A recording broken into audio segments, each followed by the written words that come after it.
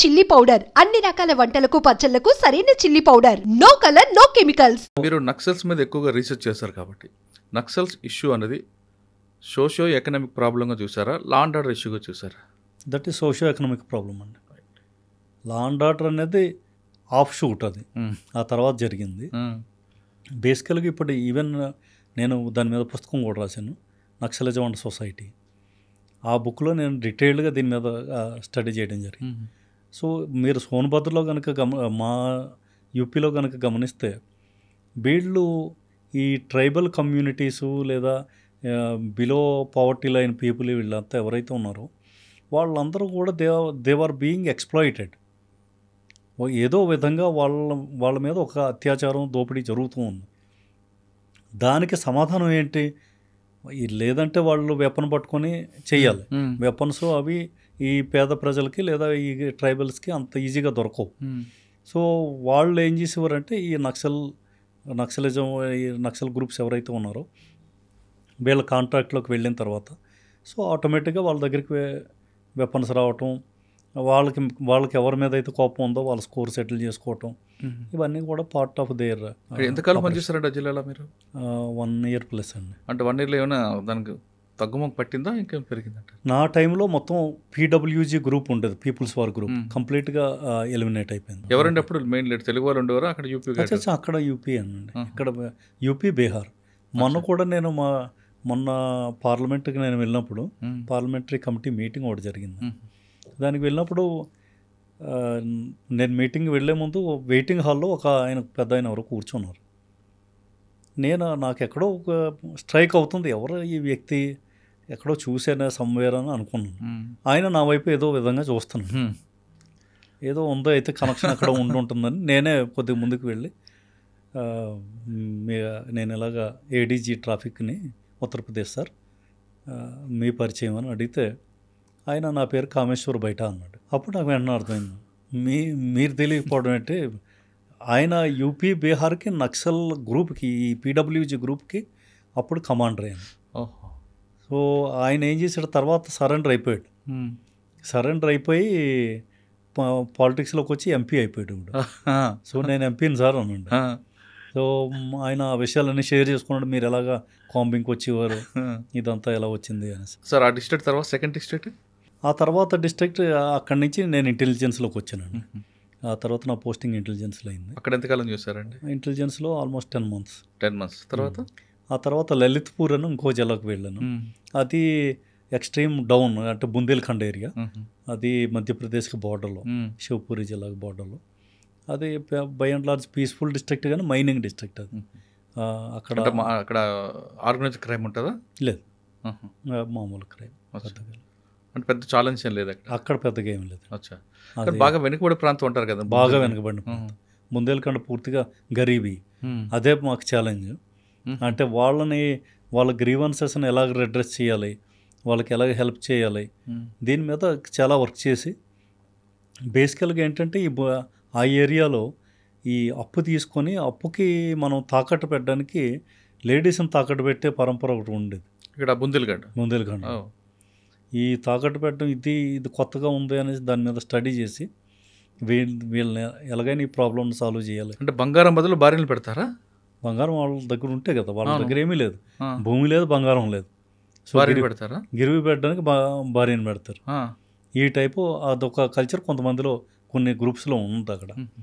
ఆ గ్రూప్స్ వాళ్ళని ఆమెకి ఇష్టం లేకపోయినా వాడు తెలియాల్సింది తప్పదు. మరి ఎలా, చాలా పెద్ద క్రైమ్ కదా సార్ అది? చాలా పెద్ద క్రైమ్. అదే దాన్ని క్రైమ్గా తీసుకొని మేము చాలా వర్క్ చేసి, అంటే వాళ్ళ ఇంట్లో పని చేస్తుంది అన్నట్టుగా వెళ్ళేది, పని చేయడానికే, అంటే సర్వెంట్గా అక్కడ గిరివి పెట్టేవాడు. సో మేము వెళ్ళి ఇంకా దాని మీద చాలా వర్క్ చేసి చాలా కేసులు అవి రిజిస్టర్ చేసి. సార్ డబ్బులు కావాలి, భార్యనే కుదవ పెడతాడు, పెట్టిన తర్వాత వాళ్ళు సెక్సువల్ చేస్తుంటారా, లేదు ఓన్లీ సర్వెంట్ పెట్టి ఉంచుకుంటారా?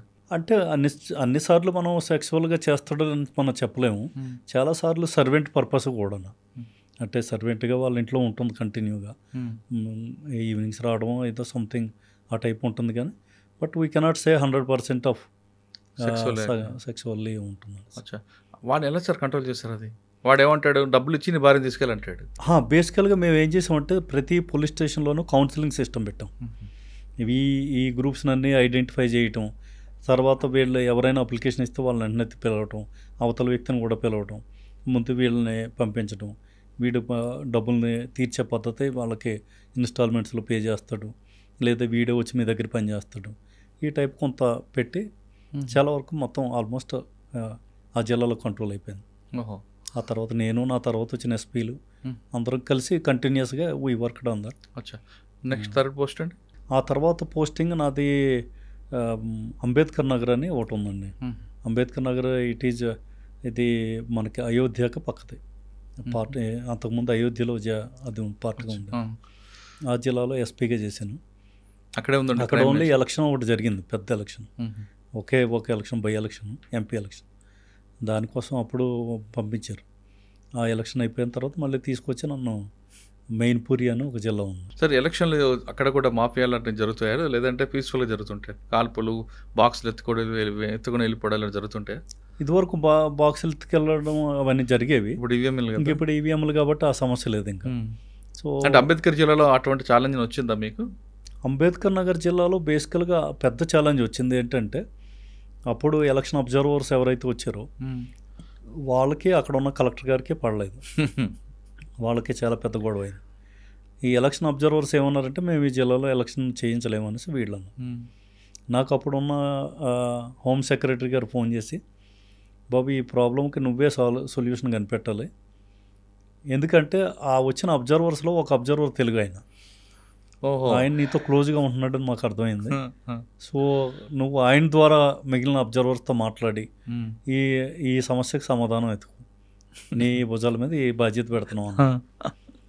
అప్పుడు నేనేం చేశానంటే నా తెలుగు ఆయనతో నేను మాట్లాడి, సార్ మా ఇంటికి భోజనానికి రండి సార్ అని అందరినీ భోజనాన్ని పిలిచి కూర్చోబెట్టి వాళ్ళందరితోనూ తీరిగ్గా మాట్లాడి, సార్ ఇలాగైతే బాగుండలేదు, ఎలక్షన్ అయితే జరిపించాలి సార్, దానికి కావాల్సిన ఏమి ఏర్పాట్లు చేయాలో అవన్నీ కూడా నేను చూసుకుంటాను, మీరు కలెక్టర్ని మర్చిపోండి, కలెక్టర్ విషయాలన్నీ కూడా నేను గవర్నమెంట్ నాకు ఇదే డైరెక్షన్ ఇచ్చింది కాబట్టి దాని ద్వారా మనం చేద్దాం సార్ అని. So finally they agreed. ఆ తర్వాత మొత్తం అంతా కూడా. మరి కలెక్టర్ గారికి ఈగో రాలేదు? ఈగో రాలేదు. యాక్చువల్గా ఈగో అంటే గవర్నమెంట్ ప్రెజర్ కదా. గవర్నమెంట్ ఏమంటుందంటే, నువ్వు కొద్ది తగ్గు ఇప్పుడు ఈ టైంలో, నువ్వు పెద్దగా అంటే అతని మాట వినడానికి కూడా వీళ్ళు రెడీగా లేరు. అంత గ్యాప్ వచ్చింది సమస్య అది. సో ఇంకా వేరే ఆప్షన్ లేదు అక్కడ. సో ఆయన్ని ఆ మధ్యలో ట్రాన్స్ఫర్ చేయడం అన్నది ఎలక్షన్ కమిషన్ ఒప్పుకోవట్లేదు, అది చేయలేదు. సరే ఇంకా ఏదో ఎలక్షన్ దగ్గర పడిపోయింది, ఇంకా అప్పుడు 1 వీక్ టైం ఉంది. సో అది మొత్తం బాధ్యత అంతా నేను తీసుకున్నాను చెప్పి. అంబేద్కర్ తర్వాత ఎక్కడికి వచ్చారండి? మెయిన్పూరి ములాయం సింగ్ యాదవ్ గారి ప్లేస్. ఆయన సీఎంగా ఉన్నప్పుడు అక్కడ తీసుకెళ్ళారు నన్ను. ఎలా ఉంటుందండి ములాయం సింగ్ యాదవ్ గారి, అఖిలేష్ యాదవ్ గారు, ములాయం సింగ్ యాదవ్ అంటే వాళ్ళంతా ములాయం సింగ్ యాదవ్ అంటే ధరతీ పుత్ర అంటారు. ఆయన హీజ్ పబ్లిక్ తోటి, ప్రజలతోటి బాగా కనెక్ట్ అయి ఉంటాడు. ప్రతి ఒక్కరిని పేరుతో పిలవగలిగే అంత మెమరీ ఉండేది ఆయనకి. అందరినీ అలాగా బాగా గుర్తుపెట్టుకునేవాడు. బాగా రౌడిజం అంటారు కదా బాగా.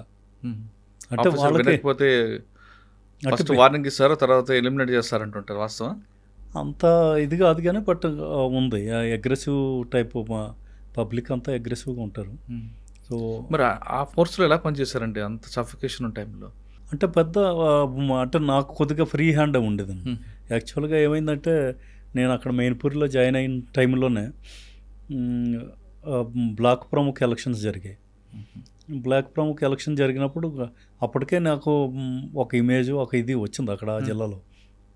అందరూ కూడా ఇంపార్షియల్గా చేస్తున్నాడు సార్, బాగా చేస్తున్నాడు అని ఒక మెసేజ్ అయితే ఉంది సీఎం గారి దగ్గర. సో ఈ బ్లాక్ ప్రముఖ ఎలక్షన్లో నేను లాఠీచార్జ్ చేసి సమాజ్వాదీ పార్టీ ఎమ్మెల్యేని ఒక ఆయన బాగా కొట్టాను. వాళ్ళ పార్టీ ఎమ్మెల్యే. సో కొట్టేసరికి ఆయన ఫోన్ సీఎం గారు ఒప్పుకున్నారా? ఏడ్చుకుంటా సీఎం గారికి ఫోన్ చేశాడు ఆయన. నన్నే కొట్టాడు సార్, బాగా కొట్టేశాడు ఆయన. పబ్లిక్లో కొట్టారా? పోలింగ్ బూత్ దగ్గర.